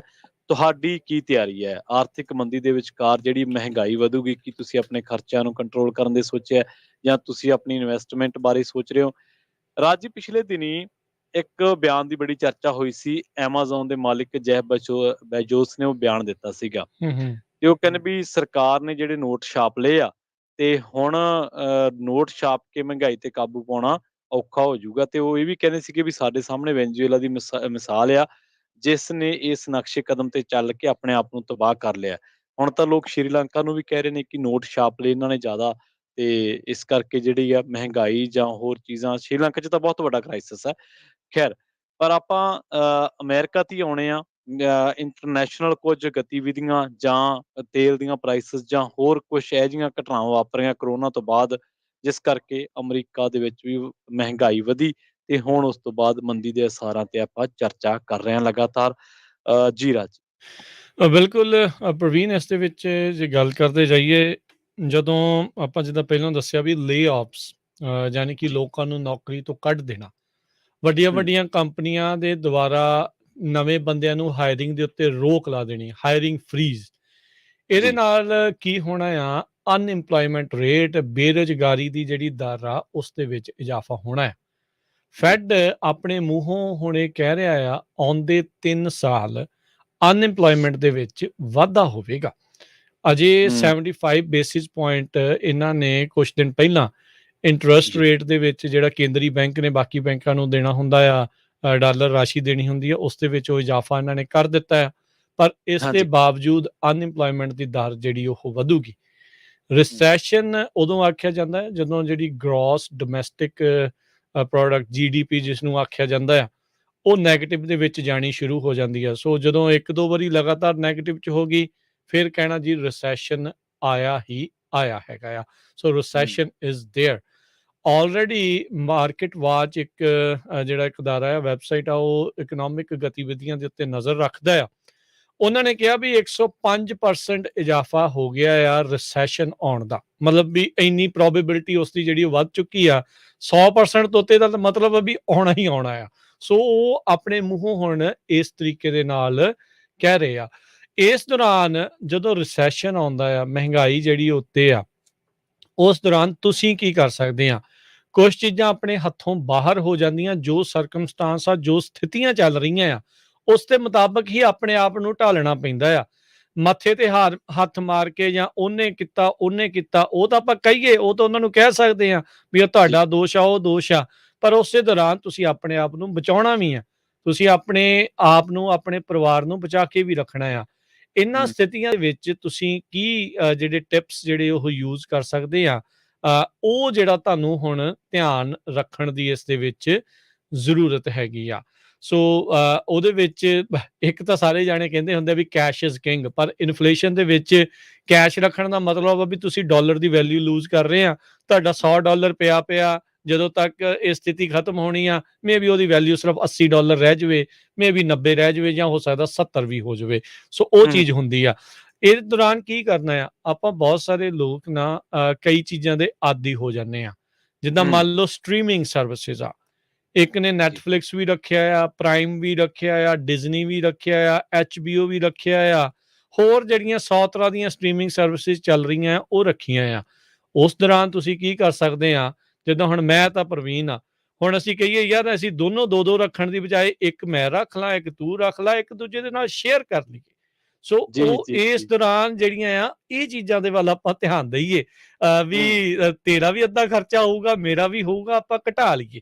ਸੋ ਜਿਹੜੀਆਂ ਸਬਸਕ੍ਰਿਪਸ਼ਨਸ ਆ ਉਹਨਾਂ ਨੂੰ ਵਾਚ ਕਰੋ। ਤੁਸੀਂ ਕੋਈ ਅਜਾਈ ਤਾਂ ਨਹੀਂ ਦੇਈ ਜਾ ਰਹੇ। ਜਿਮ ਮੈਂਬਰਸ਼ਿਪਸ ਆਪਣੇ ਬਹੁਤ ਸਾਰੇ ਇਸ ਕਰਕੇ ਜਿਮ ਮੈਂਬਰਸ਼ਿਪ ਰੱਖਦੇ ਆ, ਹਾਂ ਅਗਲੇ ਸੋਮਵਾਰ ਤੋਂ ਮੈਂ ਜਾਣਾ ਆ ਭਾਈ, ਹੁਣ ਤਾਂ ਮੈਂ ਵੇਟ ਜਿਹੜਾ ਚੱਕਣਾ ਸ਼ੁਰੂ ਕਰ ਹੀ ਦੇਣਾ, ਹੈਲਥ ਕੌਨਸ਼ੀਅਸ ਜਿਹੜਾ ਮੈਂ ਹੋ ਜਾਣਾ ਆ। ਜੇ ਭਾਈ ਤੁਹਾਨੂੰ ਲੱਗਦਾ ਵੀ ਤੁਹਾਡੇ ਕੋਲ ਵਕਤ ਨਹੀਂ ਹੈਗਾ, ਤੁਸੀਂ ਨਹੀਂ ਜਾ ਸਕਦੇ, ਤਾਂ ਉਹਨਾਂ ਨੂੰ ਕੈਂਸਲ ਜਿਹੜਾ ਉਹ ਕਰਾ ਦਿਓ। ਉਹ ਚੀਜ਼ਾਂ ਜਿਹੜੀਆਂ ਆ ਤੁਹਾਨੂੰ ਧਿਆਨ ਰੱਖਣ ਦੀ ਇਸ ਚੀਜ਼ ਦੇ ਵਿੱਚ ਜ਼ਰੂਰਤ ਆ। ਬਾਕੀ ਸਭ ਤੋਂ ਵੱਡੀ ਜਿਹੜੀ ਚੀਜ਼ ਆ, ਸਟੇ ਵਕੇਸ਼ਨ। ਇੱਕ ਹੁੰਦੀ ਆ ਵਕੇਸ਼ਨ ਵੀ ਬਾਹਰ ਜਾ ਕੇ ਘੁੰਮਣਾ ਫਿਰਨਾ ਆ। ਜੇ ਤਾਂ ਭਾਈ ਹੂੰ। ਅੱਤ ਜ਼ਰੂਰੀ ਆ, ਕਿਸੇ ਨੂੰ ਵਿਆਹ ਆਇਆ ਆ, ਕੋਈ ਘਰੇਲੂ ਮਸਲਾ ਆ ਵੀ ਜਾਣਾ ਹੀ ਪੈਣਾ, ਉਸ ਤੋਂ ਬਗੈਰ ਸਰਦਾ ਨਹੀਂ, ਉੱਥੇ ਤਾਂ ਜਾਓ ਜੀ ਸਦਕੇ ਜਾਓ, ਜਿਹੜਾ ਖਰਚਾ ਆਉਣਾ ਤਾਂ ਫਿਰ ਹੋਣਾ ਹੀ ਹੋਣਾ ਆ। ਉਹ ਚੀਜ਼ਾਂ ਜੇ ਜਾਏ ਬਗੈਰ ਸਰ ਸਕਦਾ ਆ, ਤੇਲ ਵੀ ਬਚਾਉਂਗੇ, ਗੱਡੀ ਦੀ ਮੇਨਟੇਨੈਂਸ ਵੀ ਬਚਾਉਂਗੇ, ਉਹ ਸਾਰੀਆਂ ਚੀਜ਼ਾਂ ਵੀ ਬਚਾਉਂਗੇ। ਘਰੇ ਰਹਿ ਕੇ ਲੱਗਦਾ ਤਾਂ ਬੰਦੇ ਨੂੰ ਔਖਾ ਆ, ਪਰ ਇਹਨਾਂ ਮਾੜੇ ਹਾਲਾਤਾਂ 'ਚ ਮੰਦੀ ਤੋਂ ਬਚਣ ਦੇ ਲਈ ਆਪਾਂ ਨੂੰ ਇਹ ਸਾਰੀਆਂ ਚੀਜ਼ਾਂ ਨੂੰ ਦੇਖਣਾ ਪੈਣਾ ਆ। ਬਾਹਰ ਕਿੰਨਾ ਕੁ ਜ਼ਿਆਦਾ ਤੁਸੀਂ ਖਰਚਾ ਕਰ ਰਹੇ ਹੈਗੇ ਆ, ਆਪਣੀ ਬਜਟਿੰਗ ਕਰੋ ਵੀ ਤੁਸੀਂ ਖਰਚਾ ਕਿੱਥੇ ਕਰ ਰਹੇ ਹੋ। ਹੁਣ ਬਹੁਤ ਸਾਰੇ ਲੋਕ ਡੋਰ ਡੈਸ਼ ਵਗੈਰਾ ਇਦਾਂ ਦੀਆਂ ਚੀਜ਼ਾਂ ਇਸਤੇਮਾਲ ਕਰਦੇ ਆ। ਡੋਰ ਪਾਸ $10 ਪਰ ਮੰਥ ਆ। ਤੁਸੀਂ ਕੀ ਐਕਚੁਅਲ ਦੇ ਵਿੱਚ ਇੰਨੀ ਵਾਰੀ ਬਾਹਰ ਜਾ ਰਹੇ ਆ, ਜਾਂ ਬਾਹਰੋਂ ਇੰਨੀ ਵਾਰੀ ਖਾਣਾ ਮੰਗਾ ਰਹੇ ਆ ਵੀ ਤੁਹਾਨੂੰ ਇਸ ਚੀਜ਼ ਦੀ ਜ਼ਰੂਰਤ ਆ? ਜੇ ਨਹੀਂ ਹੈਗਾ ਤਾਂ ਜੀ। ਮਹੀਨੇ 2 ਖੰਡ 6 ਮਹੀਨੇ ਜਿਹੜਾ ਉਸਨੂੰ ਬੰਦ ਕਰਕੇ ਘਰੇ ਜਿਹੜਾ ਹੈ ਖਾਣਾ ਪਕਾਉਣ ਵਾਲਾ ਕੰਮ ਜਿਹੜਾ ਉਹ ਜ਼ਿਆਦਾ ਕਰੋ, ਰੋਟੀ ਪਾਣੀ ਦੇ ਉੱਤੇ ਜਿਹੜਾ ਉਹ ਜ਼ੋਰ ਦਿਓ, ਤਾਂ ਜੋ ਤੁਸੀਂ ਆਪਣੇ ਆਪ ਨੂੰ ਇਹਨਾਂ ਚੀਜ਼ਾਂ ਦੇ ਵਿੱਚ ਬਚਤ ਜਿਹੜੀ ਉਹ ਕਰੋ। ਸੋ ਹੁਣ ਤੁਹਾਨੂੰ ਫਰੂਗਲ ਹੋਣਾ ਪੈਂਦਾ ਆ। ਕੰਜੂਸ ਵਰਤਿਆ ਜਾਂਦਾ ਆ ਪ੍ਰਵਿੰਜ ਸ਼ਬਦ, ਉਸ ਨੂੰ ਕੋਈ ਬਹੁਤੇ ਨਾ ਸਹੀ ਮਾਇਨੇ ਦੇ ਵਿੱਚ ਨਹੀਂ ਲਿਆ ਜਾਂਦਾ। ਯਾਰ ਆਹ ਬੰਦਾ ਜੀ। ਬੜਾ ਕੰਜੂਸ ਆ, ਇਹ ਤਾਂ ਮੱਖੀ ਵੀ ਚੂਸ ਕੇ ਪੀ ਜਾਂਦਾ ਆ ਦੁੱਧ ਦੇ ਵਿੱਚੋਂ ਹੂੰ। ਜਾਂ ਚਾਹ ਦੇ ਵਿੱਚੋਂ। ਪਰ ਕਈ ਵਾਰੀ ਸਥਿਤੀਆਂ ਆਪਾਂ ਨੂੰ ਉਸ ਪਾਸੇ ਵੱਲ ਨੂੰ ਧੱਕ ਦਿੰਦੀਆਂ ਆ। ਜੀ। ਕੋਈ ਜੇ ਖਰਚਾ ਨਹੀਂ ਕਰ ਰਿਹਾ ਨਾ, ਸੋਚ ਰਿਹਾ ਆ, ਉਹਨੂੰ ਪ੍ਰੈਸ਼ਰ ਨਾ ਪਾਓ। ਆਪਣੇ ਪਰਿਵਾਰ ਦੇ ਵਿੱਚ ਇਸ ਚੀਜ਼ ਦੇ ਉੱਤੇ ਜਿਹੜੀ ਉਹ ਗੱਲਬਾਤ ਤੁਸੀਂ ਜਿਹੜਾ ਉਹ ਕਰੋ ਵੀ ਜਿਹੜੀ ਚੀਜ਼ ਅਤ ਜ਼ਰੂਰੀ ਆ ਉਹੀ ਚੀਜ਼ਾਂ ਜਿਹੜੀਆਂ ਤੁਸੀਂ ਲਓ। ਜੇ ਤੁਹਾਡਾ ਉਸ ਤੋਂ ਬਗੈਰ ਸਰ ਸਕਦਾ ਆ ਤਾਂ ਜਿਹੜਾ ਉਹ ਕਰੋ।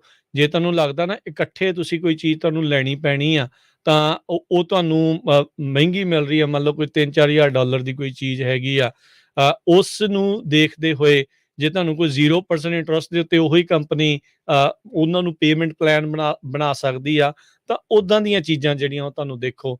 ਜਿਹੜੀਆਂ ਤੁਹਾਡੇ ਲਈ, ਤੁਹਾਡੀ ਜੇਬ ਦੇ ਲਈ ਫਾਇਦੇਮੰਦ ਆ, ਉੱਦਾਂ ਦੀਆਂ ਚੀਜ਼ਾਂ ਨੂੰ ਦੇਖੋ।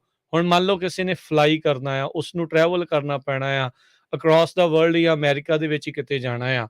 ਐਵਰੇਜ ਕਹਿੰਦੇ ਆ 50 ਦਿਨ ਤੋਂ 150 ਦਿਨ ਦੇ ਵਿੱਚ ਜੇ ਤੁਸੀਂ ਪ੍ਰਾਈਸ ਚੈੱਕ ਕਰਦੇ ਹੋ ਉਹਨਾਂ ਫਲਾਈਟ ਦੀ, ਤਾਂ ਤੁਹਾਨੂੰ ਜਿਹੜੀ ਉਹ ਚੀਪ ਟਿਕਟ ਜਿਹੜੀ ਉਸ ਦੇ ਵਿੱਚ ਮਿਲਦੀ ਆ, ਕਿਉਂਕਿ ਟਿਕਟਾਂ ਦੇ ਪ੍ਰਾਈਸ ਵੀ ਬਹੁਤ ਜ਼ਿਆਦਾ ਵਧੇ ਹੋਏ ਨੇ ਪਿਛਲੇ ਕਈ ਚਿਰ ਤੋਂ। ਸੋ ਆਪਣੀ ਇਦਾਂ ਦੀਆਂ ਜਿਹੜੀਆਂ ਵਕੇਸ਼ਨ ਆ ਜਾਂ ਜਿੱਥੇ ਜਾਣਾ ਪੈਣਾ ਆ, ਟਰੈਵਲ ਆ, ਉਸ ਨੂੰ ਪਹਿਲਾਂ ਤੋਂ ਪਲਾਨ ਕਰਕੇ ਘੱਟ ਤੋਂ ਘੱਟ ਕੀਮਤ ਦੇ ਵਿੱਚ ਜਿਹੜੀ ਉਹ ਵਰਤਣ ਦੀ ਕੋਸ਼ਿਸ਼ ਕਰੋ। ਸੋ ਬੈਸਟ ਯੂਜ਼ ਕਰੋ ਵੀ ਤੁਸੀਂ ਜਿਹੜਾ ਖਰਚਾ ਆ ਉਹ ਘੱਟ ਕਰੋ। ਮੈਂ ਤੁਹਾਨੂੰ ਇਹ ਨਹੀਂ ਕਹਿੰਦਾ, ਜਿੱਦਾਂ ਪਹਿਲਾਂ ਵੀ ਆਪਣੇ ਸੰਦੀਪ ਹੁਣੀ ਕਹਿ ਕੇ ਗਿਆ ਵੀ ਰੋਟੀ ਪਾਣੀ ਖਾਣੀ ਬੰਦ ਕਰੋ, ਉਹ ਨਹੀਂ। ਉਹ ਤੁਸੀਂ ਆਪਣਾ ਜੀ, ਜੀ, ਰੱਖੋ, ਸਿਹਤ ਦਾ ਜਿਹੜਾ ਉਹ ਧਿਆਨ ਰੱਖੋ, ਪਰ ਇਹਨਾਂ ਖਰਚਿਆਂ ਦੇ ਉੱਤੇ ਆਪਾਂ ਨੂੰ ਥੋੜੀ ਜਿਹੜੀ ਲਗਾਮ ਆਪਾਂ ਲਾਈਏ, ਤਾਂ ਜੋ ਇਦਾਂ ਦੀਆਂ ਸਥਿਤੀਆਂ ਤੋਂ ਆਪਾਂ ਬਚੀਏ। ਇੱਕ ਵੈਬਸਾਈਟ ਆ slickdeals.com, ਜੇ ਤੁਸੀਂ ਕੁਝ ਜੀ। ਲੈਣਾ ਹੀ ਲੈਣਾ ਆ, ਉੱਥੇ ਦੇਖੋ ਵੀ ਜਿਹੜੀ ਚੀਜ਼ ਤੁਸੀਂ ਖਰੀਦਣ ਲੱਗੇ ਆ ਉੱਤੇ ਕਿਹੜੀ ਥਾਂ ਤੋਂ ਕਿਹੜੀ ਸਸਤੀ ਕਿੱਥੋਂ ਮਿਲ ਰਹੀ ਆ, ਕਿੱਥੇ ਸਭ ਤੋਂ ਜ਼ਿਆਦਾ ਪਰਸੈਂਟੇਜ ਆਫ ਤੁਹਾਨੂੰ ਮਿਲ ਰਹੀ ਆ। ਇਦਾਂ ਦੀਆਂ ਵੈਬਸਾਈਟਸ, ਇਦਾਂ ਦੀਆਂ ਸਰਵਿਸਿਜ਼, ਉਹਨਾਂ ਨੂੰ ਜਿਹੜਾ ਉਹ ਅਪਣਾਓ, ਉਹਨਾਂ ਨੂੰ ਦੇਖੋ, ਤਾਂ ਜੋ ਤੁਸੀਂ ਆਪਣੀ ਬਚਤ ਵੱਲ ਨੂੰ ਜਿਹੜਾ ਉਹ ਤੁਸੀਂ ਵਧੋ। ਸੋ ਇਹ ਚੀਜ਼ਾਂ ਦਾ ਵਿਸ਼ੇਸ਼ ਜਿਹੜੀਆਂ ਟਿਪਸ ਦਾ ਜਿਹੜਾ ਉਹ ਤੁਸੀਂ ਧਿਆਨ ਰੱਖੋ। ਇਹ ਵੈਸੇ ਤਾਂ ਕਿਸੇ ਵੀ ਸਥਿਤੀ ਦੇ ਵਿੱਚ ਇਹ ਚੀਜ਼ਾਂ ਕਰਨੀਆਂ ਉਹ ਚੰਗੀਆਂ ਹੀ ਆ। ਜੀ। ਜਿਹੜੀ ਮਿਹਨਤ ਦੀ ਕੀਤੀ ਕਮਾਈ ਤੁਸੀਂ ਅਜਾਈਂ ਜਿਹੜਾ ਵਿਅਰਥ ਨਾ ਜਾਣ ਦਿਓ, ਉਹਨੂੰ ਆਪਣੇ ਕੋਲ ਜਿਹੜਾ ਸਾਂਭ ਕੇ ਰੱਖੋ, ਉਹਨੂੰ ਕਿਤੇ ਇਨਵੈਸਟ ਕਰੋ, ਉਹਨੂੰ ਹੋਰ ਪਾਸੇ ਨਾ ਕਰੋ, ਤਾਂ ਜੋ ਇੱਕ ਤੋਂ ਤੁਸੀਂ ਵੱਧ ਡਾਲਰ ਜਿਹੜੇ ਆ ਉਸ ਦੇ ਵਿੱਚ ਬਣਾ ਸਕੋ। ਬਿਲਕੁਲ ਜੀ, ਇਹਨੂੰ ਪੰਜਾਬੀ ਦੇ ਵਿੱਚ ਆਪਾਂ ਕਹਿੰਦੇ ਆ ਫਜ਼ੂਲ ਖਰਚੀ, ਵੀ ਜਿਹੜੇ ਖਰਚਿਆਂ ਦੀ ਤੁਹਾਨੂੰ ਲੋੜ ਨਹੀਂ, ਜਿਹੜੇ ਖਰਚਿਆਂ ਬਿਨਾਂ ਤੁਹਾਡਾ ਸਰਦਾ ਹੈ, ਤੁਸੀਂ ਉਹ ਖਰਚੇ ਫਿਰ ਵੀ ਨਾਲ ਰੱਖੇ ਹੋਏ ਨੇ, ਆਦਤਾਂ ਦੇ ਵਿੱਚ ਸ਼ੁਮਾਰ ਕੀਤੇ ਹੋਏ ਨੇ।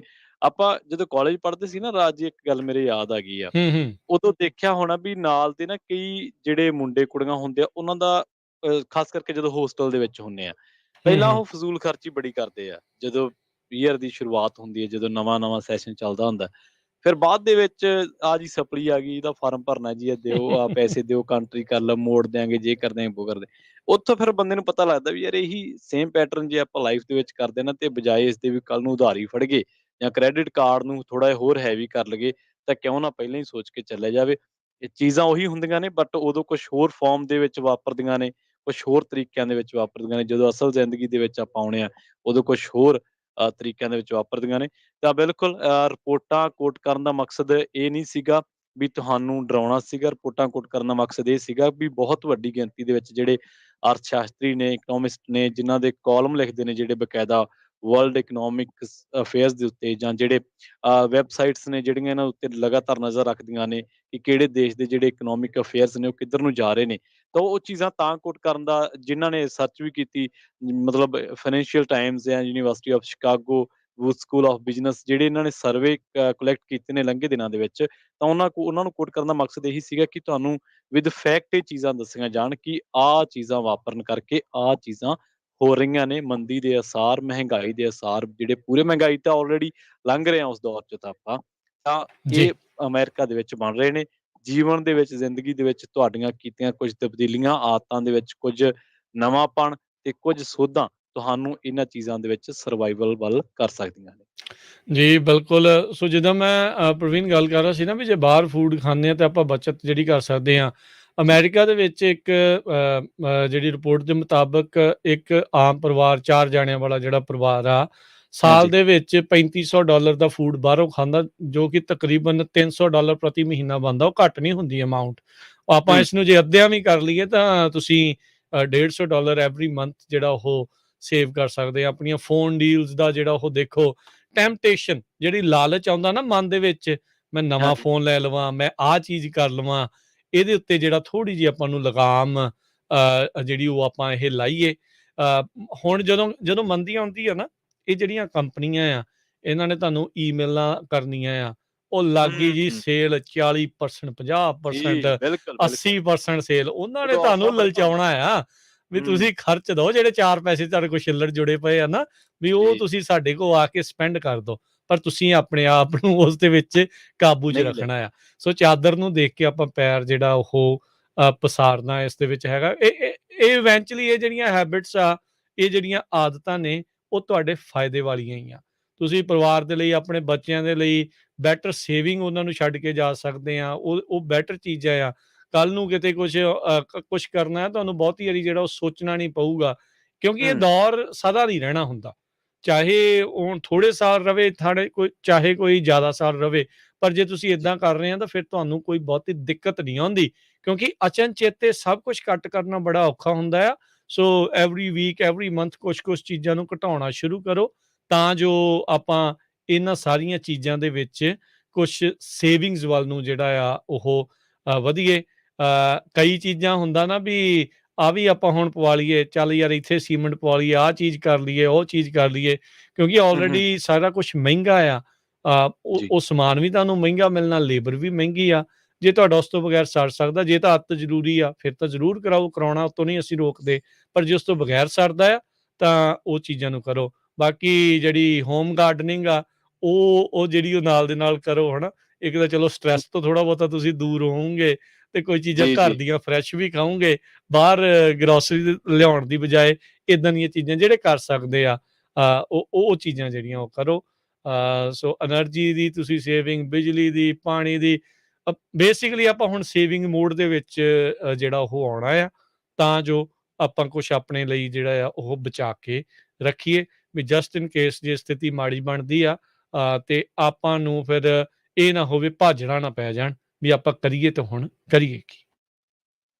ਹਾਂਜੀ, ਬਿਲਕੁਲ। ਇਹਨਾਂ ਚੀਜ਼ਾਂ ਤੇ ਧਿਆਨ ਦੇ ਕੇ, ਇਹਨਾਂ ਪਹਿਲੂਆਂ ਤੇ, ਇਹਨਾਂ ਜੋ ਤੁਹਾਨੂੰ ਦੱਸੀਆਂ ਨੇ ਚੀਜ਼ਾਂ, ਕਿ ਔਫਰਾਂ ਦੇ ਵਿੱਚ ਨਹੀਂ ਫਸਣਾ, ਨਵੀਆਂ-ਨਵੀਆਂ ਦੇ ਵਿੱਚ, ਖਾਸ ਕਰਕੇ 60, 70, 80 ਵਾਲੇ ਚੱਕਰ 'ਚ ਨਾ ਪਿਓ, ਬਚ ਸਕਦੇ ਹੋ। ਤਾਂ ਬਿਲਕੁਲ ਇਹਨਾਂ ਚੀਜ਼ਾਂ ਦੇ ਨਾਲ ਬਚਿਆ ਜਾ ਸਕਦਾ। ਇਨਫਲੇਸ਼ਨ ਦੇ ਵਿੱਚ ਦਸਤਕ ਆਲਰੇਡੀ ਦੇ ਚੁੱਕੀਆਂ ਨੇ ਇਹ ਜਿਹੜੀਆਂ ਗੱਲਾਂ, ਤੇ ਇਨਫਲੇਸ਼ਨ ਤੇ ਮੰਦੀ ਤੇ ਆਪਾਂ ਗੱਲਬਾਤ ਕਰ ਰਹੇ ਹਾਂ। ਪਰ ਹੁਣ ਕੁਛ ਆਦਤਾਂ ਜਾਂ ਕੁਛ ਜਿਹੜੇ ਉਪਾਅ ਜਿਵੇਂ ਆਪਾਂ ਕਹਿੰਦੇ ਜੀ, ਹਾਂ, ਉਪਾਅ ਤਾਂ ਨਹੀਂ, ਇਹ ਸੁਝਾਅ ਹੀ ਨੇ ਬੇਸਿਕਲੀ, ਜੀ। ਸੁਝਾਵਾਂ ਤੇ ਤੁਸੀਂ ਗੌਰ ਕਰ ਸਕਦੇ ਹੋ। ਰਾਜੀ, ਸਮਾਂ ਇਜਾਜ਼ਤ ਨਹੀਂ ਦਿੰਦਾ, ਦਿਲ ਕਰਦਾ ਸੀਗਾ ਵੀ ਇਹਨਾਂ ਚੀਜ਼ਾਂ ਨੂੰ ਹੋਰ ਅੱਗੇ, ਇਹਨਾਂ ਗੱਲਾਂ ਨੂੰ ਹੋਰ ਅੱਗੇ ਤੁਰ ਗਏ। ਸਮਾਂ ਸਮਾਪਤੀ ਵੱਲ ਹੈ ਜੀ, ਹੁਣ ਲਈਏ ਜੀ ਆਪਾਂ ਇਜਾਜ਼ਤ। ਜੀ, ਬਿਲਕੁਲ ਜੀ। ਸੋ ਸਾਰੇ ਹੀ ਸਾਡੇ ਸਰੋਤਿਆਂ ਦਾ, ਸਾਰੇ ਹੀ ਦਰਸ਼ਕਾਂ ਦਾ ਧੰਨਵਾਦ, ਜਿਨ੍ਹਾਂ ਨੇ ਬੜੀ ਗੌਰ ਦੇ ਨਾਲ ਸੁਣਿਆ, ਜਿਨ੍ਹਾਂ ਨੇ ਆਪਣੇ ਵਿਚਾਰ ਇਸ ਦੇ ਵਿੱਚ ਸਾਂਝੇ ਕੀਤੇ। ਬਹੁਤ-ਬਹੁਤ ਇਹਨਾਂ ਦਾ ਸ਼ੁਕਰੀਆ। ਮਿਲਦੇ ਹਾਂ ਜੀ ਹੁਣ ਫਿਰ ਤੁਹਾਨੂੰ ਸਾਂਝੀ ਸੱਤ ਪ੍ਰੋਗਰਾਮ ਦੇ ਵਿੱਚ ਆਉਂਦੇ ਸੋਮਵਾਰ ਨੂੰ। ਬਾਕੀ ਤੁਹਾਡੇ ਨਾਲ ਮੁਲਾਕਾਤਾਂ ਜਿਹੜੀਆਂ ਵੱਖ-ਵੱਖ ਸਮਿਆਂ ਦੇ ਉੱਤੇ ਹੋਰ ਪ੍ਰੋਗਰਾਮਾਂ 'ਚ ਹੁੰਦੀਆਂ ਰਹਿਣਗੀਆਂ। ਮੇਰੇ ਰਾਜਕਨਵੀਰ ਸਿੰਘ ਵੱਲੋਂ ਇਹ ਪ੍ਰਵੀਨ ਸ਼ਰਮਾ ਵੱਲੋਂ। ਤੁਹਾਨੂੰ ਸਾਰਿਆਂ ਨੂੰ ਹੀ ਬਹੁਤ ਪਿਆਰ, ਸਤਿਕਾਰ ਸਹਿਤ ਨਿੱਘੀ ਜਿਹੀ ਸਤਿ ਸ੍ਰੀ ਅਕਾਲ। ਜਿਉਂਦੇ ਵਾਸਤੇ ਰਹੋ, ਹੱਸਦੇ ਖੇਡਦੇ ਰਹੋ, ਸੁਣਦੇ ਰਹੋ ਤੇ ਦੇਖਦੇ ਰਹੋ ਪੰਜਾਬੀ ਰੇਡੀਓ USA। US